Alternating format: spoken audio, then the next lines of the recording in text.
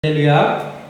이번 한 주간도 또 주님의 은혜 가운데 살고 오늘 이 교회에 나와서 예배하면서 오늘 이 시간 말씀을 나누는데, 우리가 말씀을 나누면서 하나님께서 늘 감사한 일을 주신다라고 입으로 고백하고 있지만 우리의 삶 속에서 그것을 체험하며 살아가는가라는 것이 얼마나 중요한 일인가를 우리가 다시 한번 느끼게 됩니다.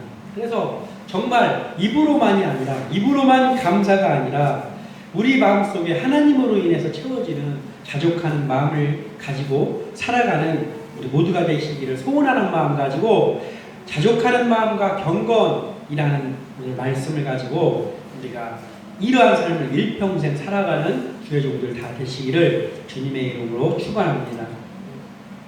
자, 우리가 믿음 생활을 하는데, 믿음 생활을 하는 우리에게 있어서 믿음이 클수록 어떻게 됩니까? 자족하게 됩니다. 믿음이 자족하는 마음을 가지고 살아가요.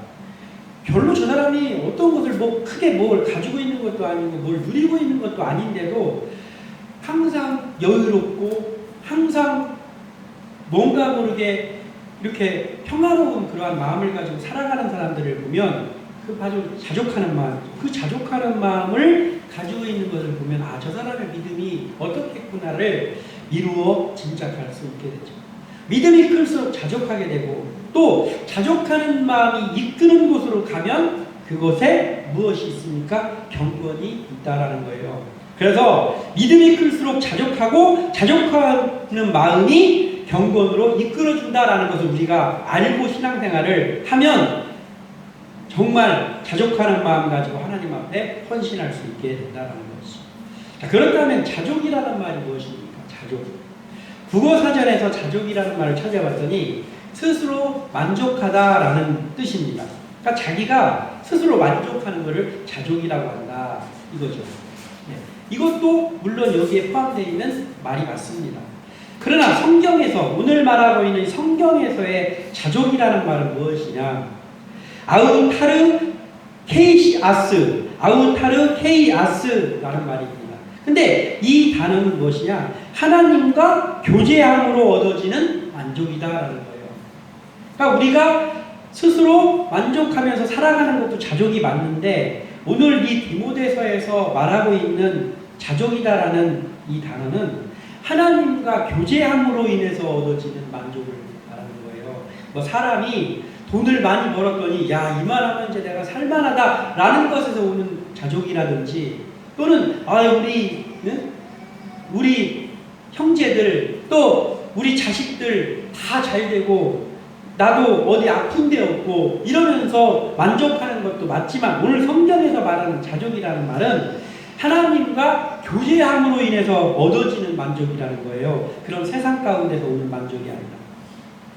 세상 가운데서 오는 만족은, 스스로 만족하는 만족은, 그 스스로 만족할 수 있는 조건이 깨지면 어떻게 됩니까?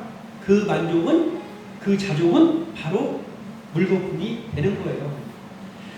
내 자식들이 잘 되고 만족하고 있습니다. 그런데 어느 날 그 자녀에게 무슨 생각지 않은 일이 생긴다던가 또는 사고를 만난다던가 하면 그 자족은 그 순간 바로 1초 만에 깨지는 거예요. 그 소식을 듣는 순간.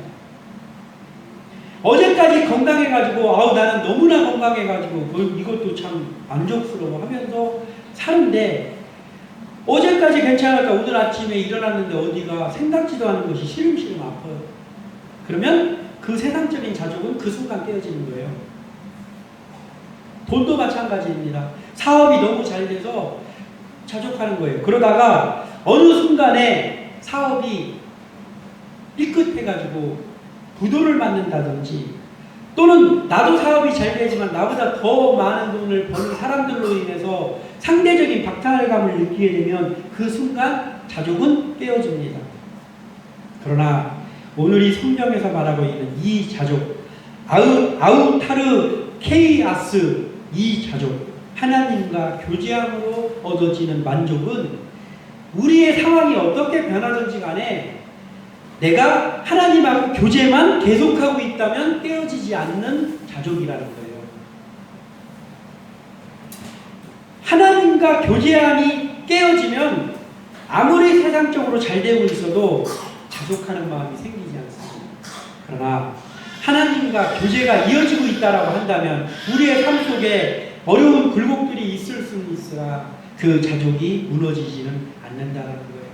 그래서 우리가 정말 믿음에 우뚝 선 사람들, 그 사람이 무엇을 가지고 있는 게 아니라 믿음으로만 살고 있는 어떠한 사람을 봤을 때 흔들림도 없고 그 사람이 모든 것을 다 갖추고 있지 않은데 늘 평화로운 마음 가지고 살아가는 것은 저게 가능한가? 저거 혹시 속으로는 안 그런데 겉으로만 자족하는 척하고 살고 있는 것이 아닌가라고 의심을 할 수 있지만 그 사람이 하나님과의 교제 가운데 있는 것으로 인해서 누리는 그 자족이라는 것을 우리가 알아야 된다는 거예요.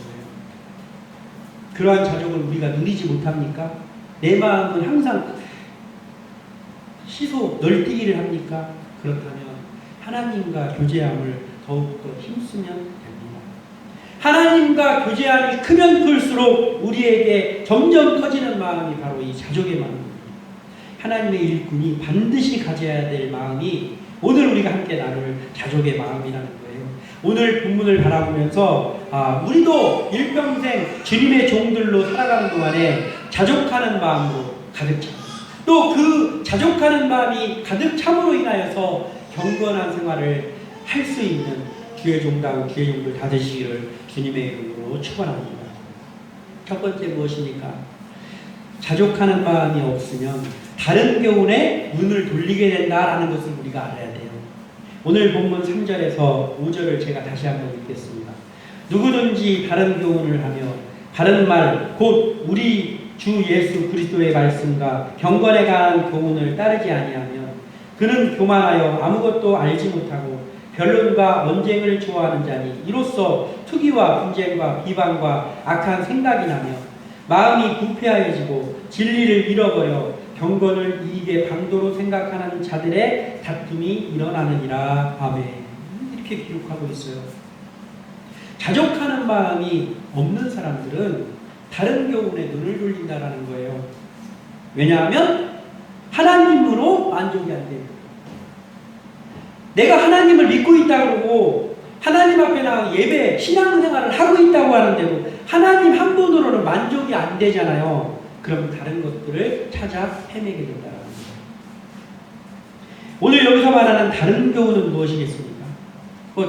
다른 성경에도 다른 교훈이라는 말들이 나옵니다. 그러나 거기에 있는 말과 오늘의 말이 조금 다른 그런 것들이 있는데 오늘 여기서 이야기하고 있는 이 3절에 나오는 누구든지 다른 교훈을 하며 라고 할 때 이 다른 교훈은 무엇이냐면 이단 사상을 가리킵니다. 이단 사상. 오늘날 우리 주변에 이단 사상이 얼마나 많습니까? 오늘날 우리 주변에 오늘도 들어오면서 보니까 가끔 여기 교회 문에다가 저 문 고리 있는 데다가 신천지 신문을 띄워놓고 가길래 우리 아내를 통해서 신천지 출입금지 포스터를 붙여서 교회에 양쪽에다 붙였잖아요.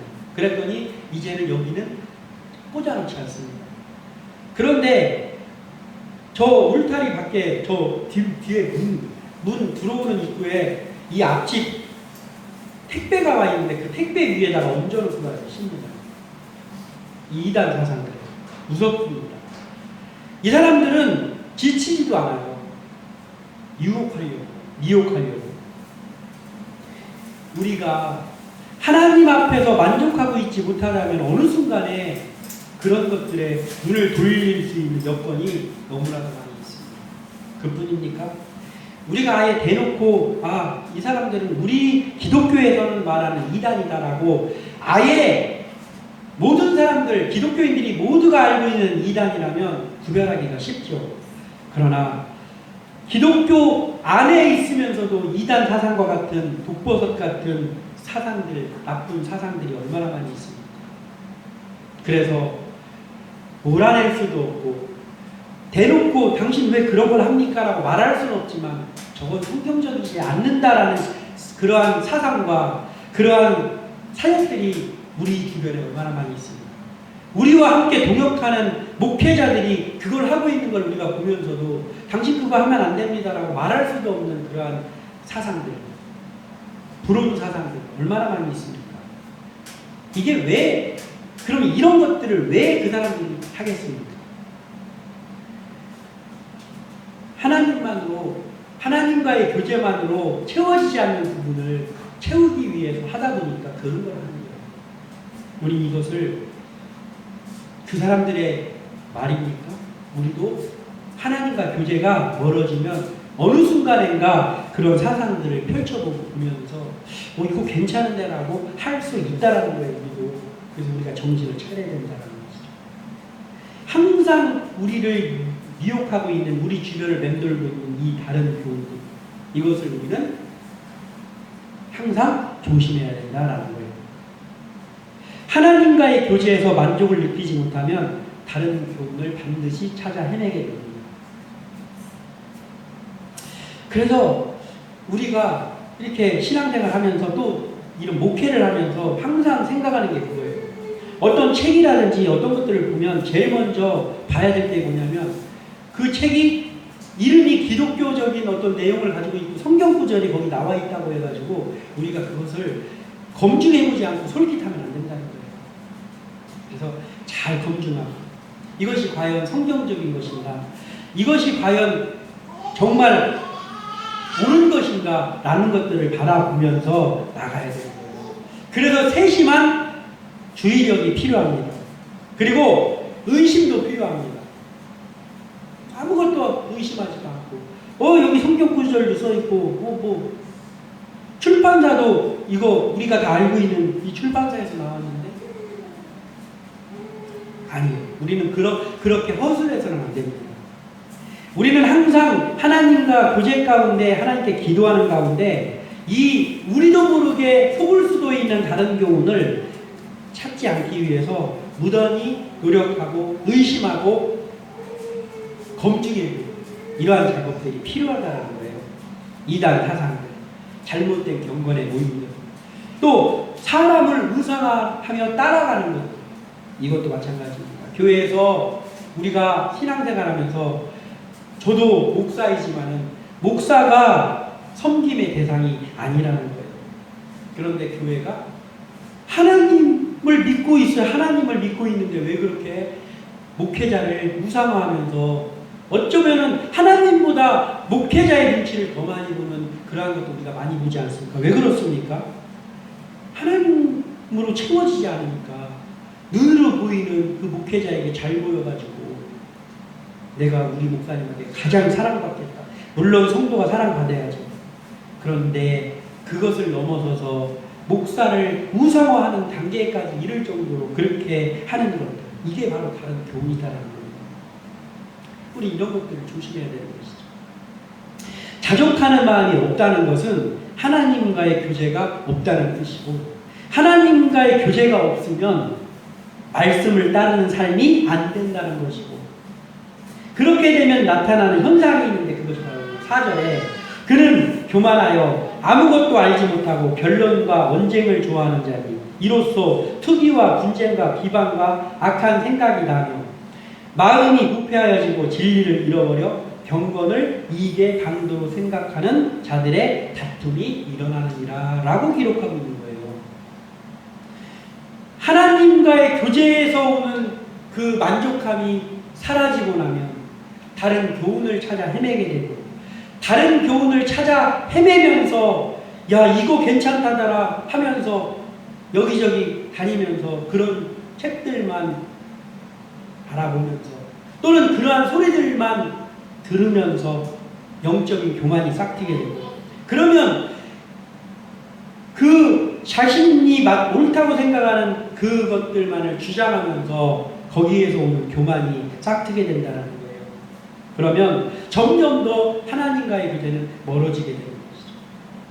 결국에는 마음이 부패하여지고 진리를 잃어버려 여기까지 가는 것이죠. 마음이 부패한 사람은 교회도 목회자도 성도도 성경 말씀도 이익의 방도로 사용하게 된다라는 거예요. 마음이 부패한 사람, 하나님으로 만족하지 못하는, 즉 자족하는 마음이 없는 사람은 결국엔 어떻게 되느냐? 바로 목회자의 말도 아무것도 아니에요. 교만해가지고. 또 성도들끼리의 교제도 아무것도 아니에요. 독불장군입니다. 심지어는 성경 말씀까지도 그 성경 말씀을 얘기하면서 이것 봐 이렇게 기록하고 있어라고 하면서 그것을 이용해서 자신의 이익의 방도로 사용하게.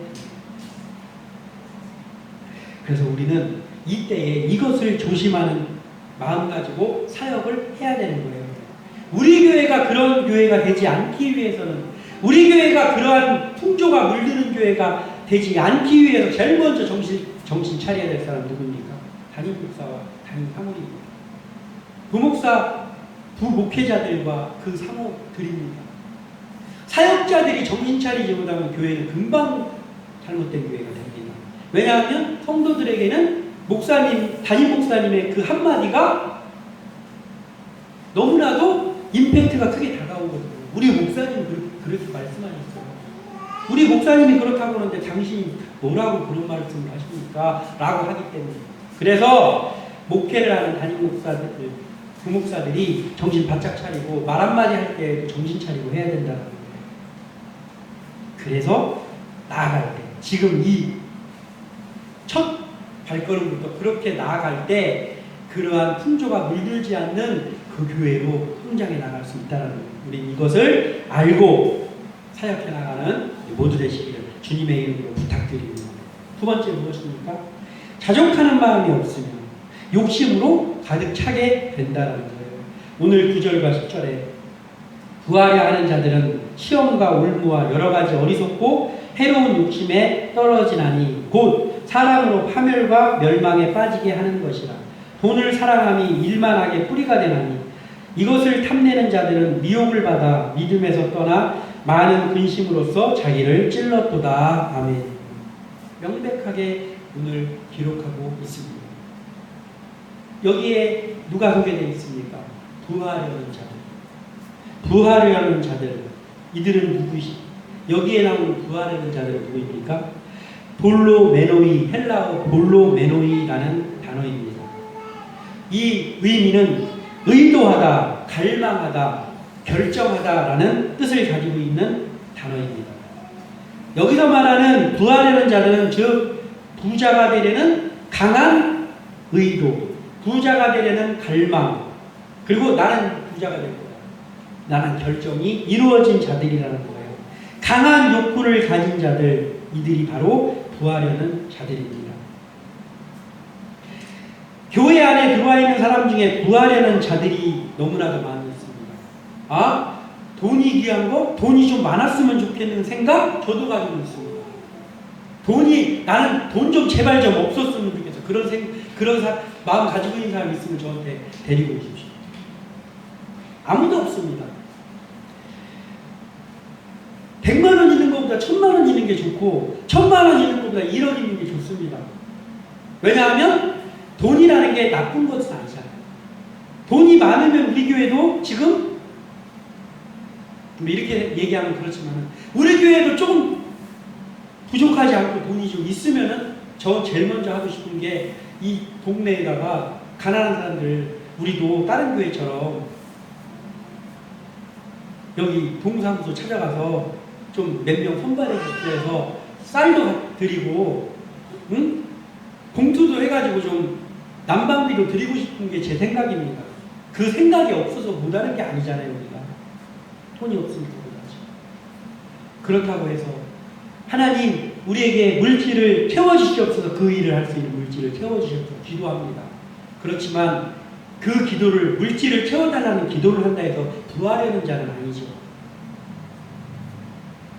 여기서 말하는 부하려는 자는 자기 자신의 배를 불리려고, 내가 부자가 되고 내가 큰 사람이 되려고 하는 의도와 그 갈망과 그렇게 되기로 결정하는 그 욕구를 가진 사람이 부하려는 자들이라는 거예요. 이 부하려는 자들은 교회 안에도 있는데 그들도 무엇을 이야기합니까? 믿음을 말합니다. 그들도 믿음에 대해서 말합니다. 목사가 부하려는 자가 됐어요. 타락해서. 그럼 어떻게 합니까? 목사가 타락을 하는 그 순간 믿음의 말은 안 하면서 나한테 좀 제발 좀 돈 좀 갖고 오세요. 이렇게 말합니까? 아니에요. 헌금을 빙자해서 이야기하지. 또는 어떠한 것들 그럴싸한 단어들을 만들어서 하죠. 믿음을 말합니다. 성경 구절을 말합니다. 그들이. 그리고 하나님의 일을 하고 있습니다. 그런데 부하려는 자들은 자족하는 것.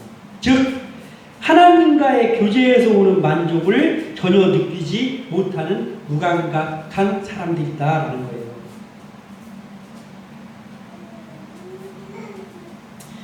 그들에게는 시험과 올무와 어리석고 해로운 일들이 계속해서 유혹하면서 다가옵니다. 마귀가 제일 먼저 알잖아요. 저 사람 찔러봐가지고 유혹에 당할 사람인가 아닌가를 마귀가 제일 먼저 알잖아요. 그러면 마귀가 제일 먼저 공격하고 싶은 대상 1호가 누구겠습니까? 부하려는 자. 그 뭔가를 막 더 가지려는 강한 욕구를 가진 사람일수록 사탄은 더 많이 그 사람에게 다가온다라는 거예요. 그러면서 그 사람에게 오늘 9절에서 이야기하는 것처럼 부하려는 자들은 시험과 올무와 여러 가지 어리석고 해로운 욕심에 떨어지나니 곧 사람으로 파멸과 멸망에 빠지게 하는 것이다 라고 기록하고 있어요. 그 부하려는 마음을 가지고 지금 나름대로 막 열심히 일하고 있고 열심히 뭔가를 하고 있어요. 그런데 그 사람의 마음은 부하려는 자예요. 그러면 사탄이 그의 마음에 침투하는 거예요. 그리고 계속해서 시험합니다. 올무를 놓습니다. 걸려 넘어갈 올무. 그런데 부하려는 마음을 가진 사람은 그게 올무인지 압니까? 올무인지 몰라요. 그러니까 어떻게 돼요? 계속 달려가는 거예요. 계속 유혹으로 달려갑니다. 왜냐? 이미 부하려는 자의 마음을 가지고 있는 사람은 하나님과의 교제로 만족은 절대 느낄 수 없어요. 성경 구절을 이야기하고 있다 할지라도 계속해서 부하려는 마음만 갖습니다. 어떻게 하면 이 부하려는 마음, 어떻게 하면 더 내가 풍성해지고 이것만 관심 있는 거예요. 그러니까 거기 그쪽으로 달려가게 하는 올무와 시험들이 다가오면 거기가 늪인지 거기가 쥐덫인지도 모르고 계속해서 그쪽으로 향해서 발걸음을 옮긴다는 거예요. 그리고 그것으로 발걸음 옮길 때 너무나 부지런해요. 이것이 부하려는 자들의 국한된 이야기입니까? 지금은 우리가 부하려는 자가 아닐지 모릅니다. 그러나 우리도 하나님과의 교제가 멀어지면 바로 부하려는 자가 된다는 거예요. 살다 보면 그런 거 있잖아요. 뭔가 걱정거리가 좀 없을 때는 확실히 걱정거리가 조금만 없어져도 오늘 뭐 먹지? 오늘 어디 좀 나들이 좀 한번 가볼까? 그런 생각이 안 들어옵니까? 저도 들어오더라고요. 조금만 걱정거리가 없어지면 내가 어떻게 좀 편해볼까 즐거워할까라는 마음이 대번에 들어옵니다. 그런 것들은 하지 말라는 것이 아니라 그런 마음이 들어온다라는 거예요. 그러니 부하려는 자들은 어떻겠습니까? 더 그렇겠죠. 그래서 이렇게 가는 거예요. 또한 돈을 사랑하는 부하려는 마음이 크면 악한 마음과 악한 일을 하게 됩니다. 돈을 사랑하니 일만하게 뿌리가 되나니 라고 기록하고 있어요. 10절에. 이것을 탐내는 자들은 미혹을 받아 믿음에서 떠나 많은 근심으로써 자기를 찔렀도다 라고 기록합니다. 부하려는 욕심으로 가득해지면 미혹을 많이 받게 되는데 사람들의 유혹과 그럴싸한 말들과 그럴싸한 사람들과 이런 것들 많이 갖게 되는데 그것을 뿌리칠 수 있는 마음이 마비되어 있어요. 부하려는 자가 되면 하나님과의 교제는 자기는 하고 있다고 생각할지 몰라도 하나님과 교제는 이미 끊어졌어요. 아니 끊어진 지가 10년, 20년 됐는지도 몰라. 자기는 모릅니다. 내가 지금 목사인데 내가 지금도 교회에서 사역을 하고 있는데 마비되어도 몰라요. 그런데 오늘 무엇이요? 결국은 근심하게 되는 결과에 놓이게 된다는 거예요. 미혹을 받아 믿음에서 떠나 미혹을 받았는데 그 미혹에 넘어가면 어떻게 됩니까? 교회 안에서 신앙생활 하고 있어도 이미 나는 믿음에서 떠난 거예요. 그러면 많은 근심으로서 자기를 찔러 이미 때는 늦으리가 된다는 거예요. 그때는 이만큼 자족하는 마음, 하나님과의 교제로 얻어지는 만족하는 마음이 이만큼 중요하다는 거예요. 이만큼 중요한 이 자족하는 마음이 없으면 욕심으로 가득 차게 돼서 결국에는 파멸로 달려간다는 거예요. 우리는 이것을 알아요. 우리도 이 길로 달려가면 안 되고 우리 교회에 나온 성도들을 이 길로 달려가는 사람들을 만들어서도 안 됩니다. 그러기 위해서 우리는 우리가 먼저 하나님과 교제에서 오는 자족하는 마음을 가지고 있어요. 늘 가지고 있어야 돼요. 세 번째 무엇입니까? 이제 우리가 가져야 될 마음이 나옵니다. 자족하는 마음이 클수록 경건한 삶을 살게 된다라는 거예요. 6절에서 8절에 그러나 자족하는 마음이 있으면 경건은 큰 이익이 됩니다. 우리가 세상에 아무것도 가지고 온 것이 없으매 또한 아무것도 가지고 가지 못하리니 우리가 먹을 것과 입을 것이 있음즉 족한 줄로 아닐 것이니라. 아멘. 주의 종들이 가져야 될 마음입니다. 하나님과 교제로 인해 만족한 이 자족한 마음이 있으면 어떻게 됩니까? 경건한 삶을 살게 돼요. 예전에 그 초대 교부들이나 그 굴 속에서 경건생활 하던 사람들 거기에도 뭐 좀 잘못된 사람들도 있었지만 그 사람들이 그렇게 하려고 하는 이유가 무엇이었습니까? 처음에 경건한 생활 하려고 하나님께 경건한 생활 하려고 그걸 한 거예요. 그 왜 그걸 합니까? 가진 거 누린 게 많으면 경건이 잘 안 되니까 그래서 그렇게 하는 거예요. 물론 거기서도 또 다른 폐단이 생기지만 오늘 우리가 부활하는 자들이 되려고 하거나 다른 교훈을 찾아 교만한 자가 되지 않으려고 하는 이유가 뭡니까? 하나님과의 교제로 인해 만족하는 이 마음을 가져야만 경건한 삶을 살 수 있기 때문에 우리가 무엇을 욕심을 내려고 하거나 다른 걸 찾아서 헤매지 않으려고 하는 이유가 뭐예요? 오직 하나님 한 분만 바라보려고 그러는 거잖아요. 이게 우리에게 필요하다는 거예요. 하나님과 올바른 교제가 이어지는 사람은 욕심의 마음을 갖지 않습니다. 그러니까 내 마음에 자꾸 욕심이 커지잖아요. 그럼 난 지금 하나님과 교제하고 있나를 점검해 봐야 돼요. 근데 내 마음에는 남들이 뭐 집을 2채를 샀네, 3채를 샀네, 뭐가 어떻게 됐네를 하는데 내 마음에 그 얘기를 들었을 때 나한테는 그게 별로 와닿지가 않아요. 나한테 그게 막 와닿지가 않아요. 그걸 해서 너무 부러워요. 남이 어떤 차를 좋은 거 최신형을 샀다고 했는데 내가 그 소리를 듣는 순간에 너무 마음이 괴로워. 나는 이게 뭐지? 라는 마음이 안 들고 그랬어요? 잘 됐네요. 좋겠네요. 라고 하고 나한테 그게 감동이 안 와요. 그러면 다행입니다. 다행이에요. 욕심이 안 생겼습니다. 이런 마음이 우리에게 필요하다는 거예요. 그런데 누가 뭐 좀 샀다고 하면 누가 뭐가 당첨됐다고 하면 내 마음이 나는 아무것도 바뀐 게 없는데 그 말만 들었는데 괴로운 마음이 듭니까? 그러면 다시 한번 나의 마음을 점검해 봐야 된다는 거예요. 하나님과의 올바른 교제가 이어지는 사람은 욕심의 마음이 가져지지 않는다는 거예요. 그 이유는 자신을 인도하는 분이 하나님이라는 믿음이 있기 때문이에요.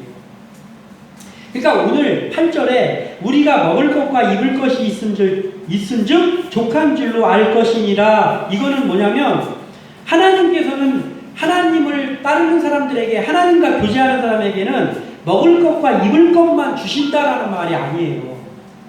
하나님을 따르는 자들의 부자들이 얼마나 많았습니까? 성경에 하나님만 따르는데 부자인 사람은 하나도 없었습니까? 아니에요. 아브라함, 이삭, 야곱 다 거부였어요. 마침내 그가 거부가 되었더라 라는 말들이 하나님의 사람에게도 해당되는 말이란 말이에요. 그저 하나님 하나님 앞에서 교제하는 사람은 먹을 것과 입을 것이 있은 줄로 족한 줄만 알고 살아라가 아니고 하나님을 믿는 사람에게도 부하게 하는 사람도 있었고 또 청렴하게 살게 하는 수많은 다양한 부류의 사람들이 있었다라는 거예요. 그런데 오늘 여기서 이렇게 말하는 건 뭐냐면 부할 수도 있고 하나님이 부하게도 하시기도 하고 미천한 것에 처하게도 하시는 하나님이신데 그 하나님 앞에서 살고 있는 우리의 마음은 그런 마음을 가지라는 거예요. 우리를 부하게도 하시고 우리를 천하게도 하시는 분은 오직 하나님이십니다. 하나님 홀로 영광 받으십시오. 욥의 고백을 하라는 거예요. 주신 이도 여호와시니 취하신 이도 여호와시니 주님 홀로 영광 받으십시오. 라고 했던 그 욥의 고백을 우리가 하라는 거예요. 그러면 그렇게 욥이 고백을 했더니 욥은 계속해서 저 밑바닥에서 살다 끝났습니까? 아니에요. 욥은 그런 마음을 가지고 있었지만 하나님께서 욥에게 갑절의 축복을 주시는 거예요. 왜 갑절의 축복을 주십니까? 욥이 그 마음을 가졌기 때문인 거예요.